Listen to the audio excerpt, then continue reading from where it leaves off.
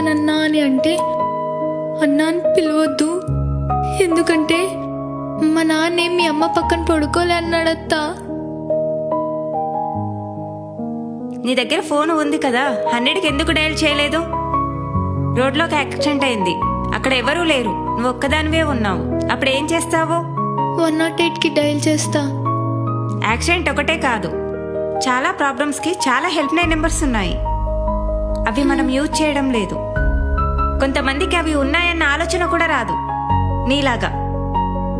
Police 100, fire 101, women help line number 1091, ఇలా help line numbers ఎన్నో ఉన్నాయి. నువ్వు ఎలాంటి సమస్యలో ఉన్నా నీకు వెంటనే గుర్తుకు రావాల్సింది దానికి సంబంధించిన హెల్ప్ లైన్ నెంబర్. శ్వేత, మనం శారీరకంగా బలహీనంగా ఉన్నా మానసికంగా ఎవ్వరికీ తక్కువ కాదు. ఎప్పుడూ ఎవరికి భయపడకూడదు. ఎలా ఉంటావు? ధైర్యంగా. ఎప్పుడూ ఎవరికి భయపడను.